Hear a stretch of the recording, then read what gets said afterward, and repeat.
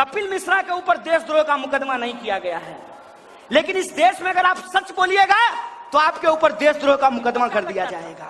पत्थर फेंक करके, शीशा फोड़ करके, हमारे ड्राइवर का हाथ तोड़ करके हमारा यात्रा रोक देंगे।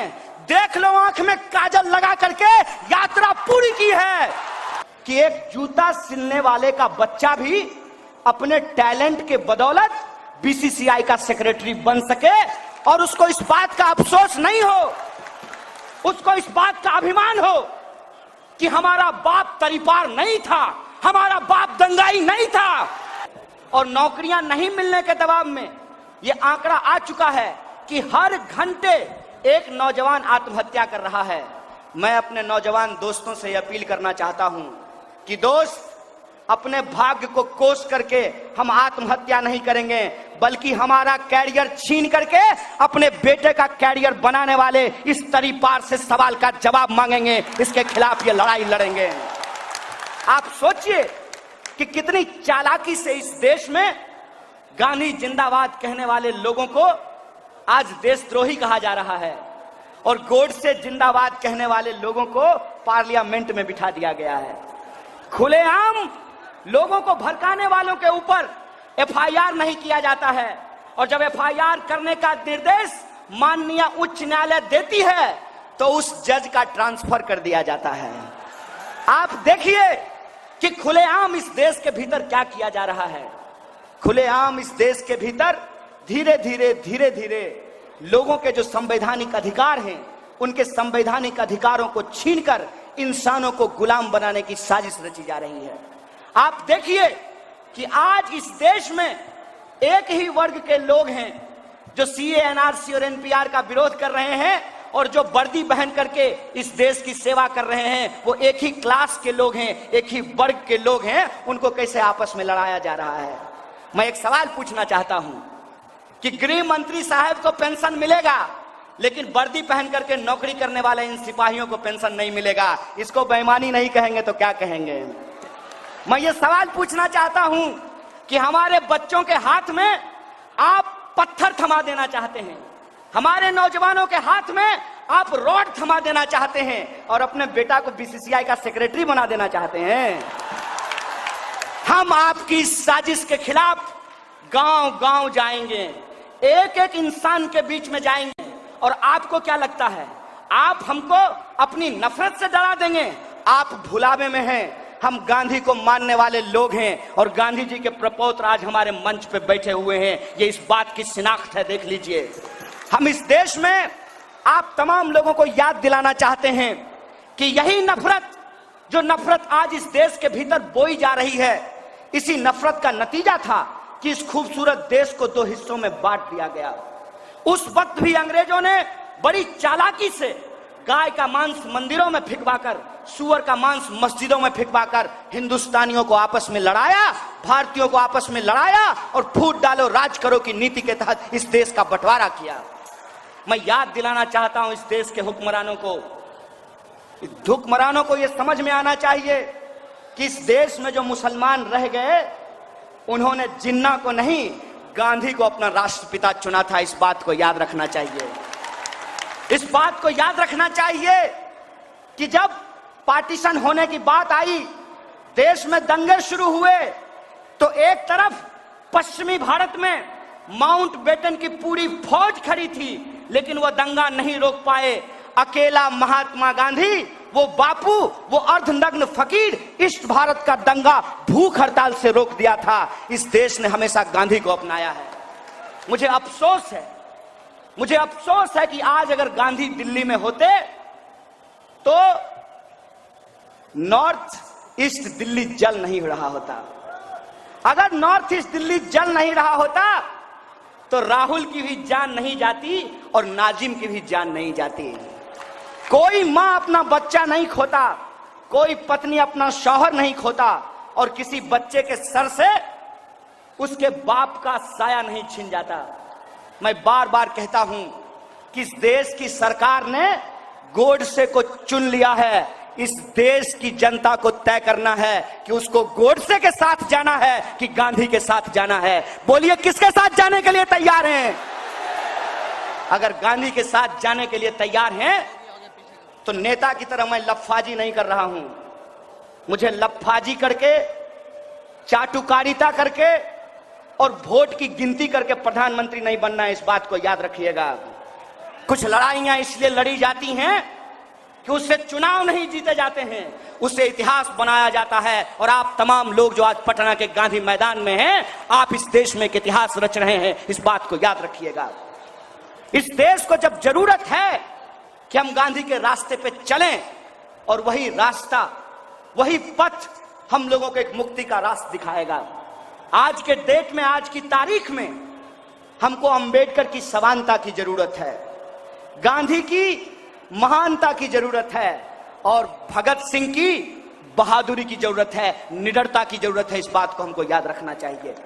अगर भगत सिंह की निडरता, डॉक्टर बाबा साहब भीमराव अंबेडकर की समानता और गांधी की महानता अगर हमारे साथ है, तो ये गोडसेवादी ताकतें, ये नफरतवादी ताकतें इस दिल को बांट नहीं सकती है, इस देश को तोड़ नहीं सकती है। इस बात का भरोसा मैं आपको दिलाना चाहता हूं। गांधी ने धर्म के आधार पर देश की बांटने की साजिश को बखूबी समझा था।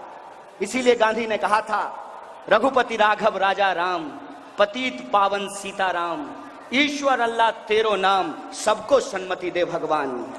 और आज अगर गांधी जिंदा होते तो इसी गाने के साथ वो ये बात जोड़ते, रघुपति राघव राजा राम, पतित पावन सीताराम, ईश्वर अल्लाह तेरो नाम, सबको सन्मति दे भगवान, सबको शिक्षा, सबको काम, रोटी कपड़ा और मकान, सब इंसान को मिले बराबर का आत्मसम्मान। इस गाने में ये बात जोड़ी जाती, ये बात जोड़ी जाती कि क्यों ऐसा हो रहा है कि एक तरफ देश में बेरोजगारी बढ़ रही है, हर घंटे नौजवान आत्महत्या करने को विवश है, खेत में किसान मर रहे हैं, सीमा पे जवानों की शहादत हो रही है।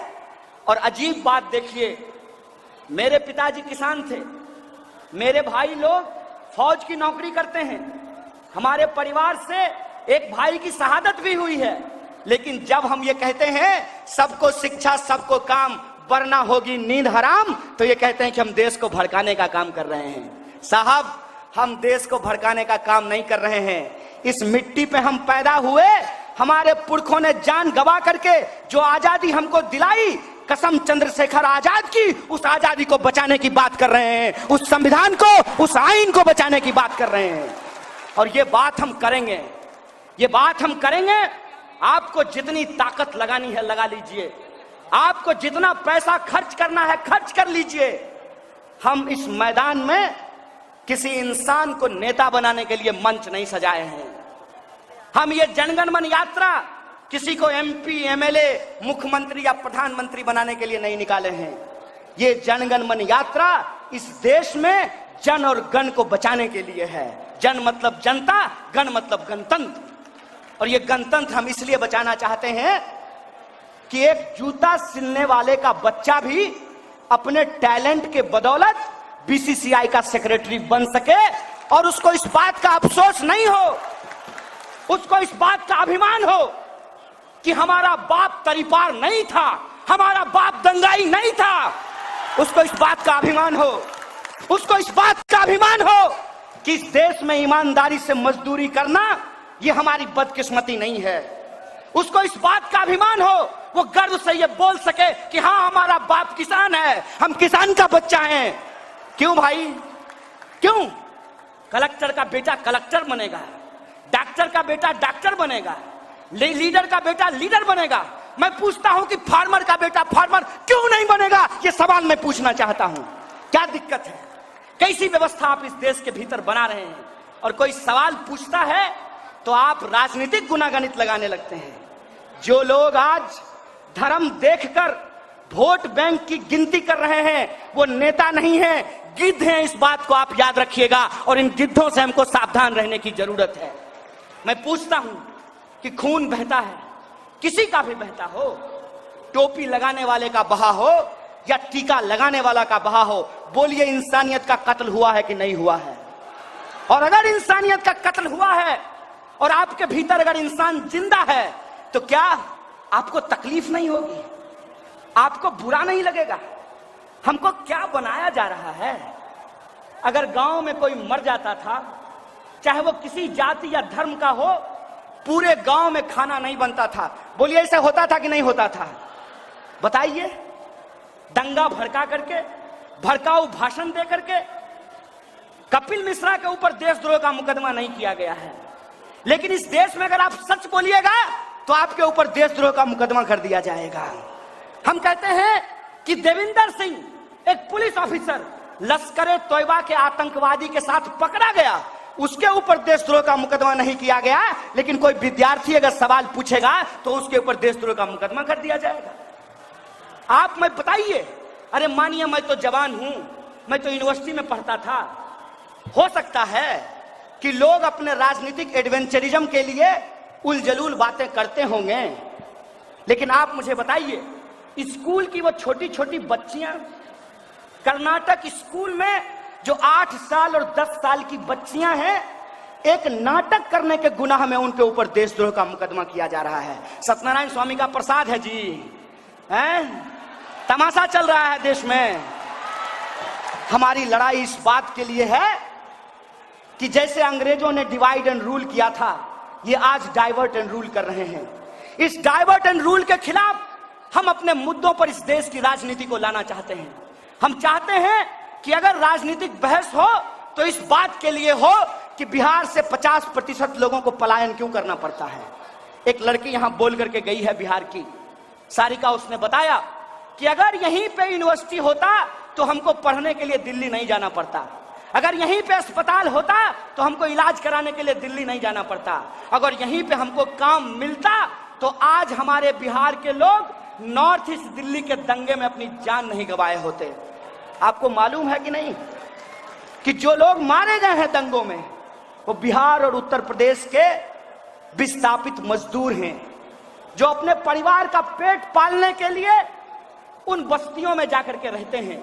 आप देख लीजिए कि नॉर्थ ईस्ट दिल्ली में रहने वाले लोग और साउथ दिल्ली में रहने वाले लोगों में फर्क है। और नॉर्थ ईस्ट दिल्ली में जो रहने वाले लोग हैं, चाहे वो मंदिर जाते हो या मस्जिद जाते हो, लेकिन काम दोनों का एक तरीके का है, दोनों मजदूरी करते हैं। साथ में मजदूरी कर रहे थे, साथ में दिवाली का लड्डू और ईद की सवैयां खा रहे थे। तुम बेईमानों ने अपने कैरियर के लिए और अपने बेटा के कैरियर के लिए इस देश में आग लगाई है। इस बात का हिसाब लिया जाएगा, इस बात पर हम अमल करना बंद नहीं करेंगे।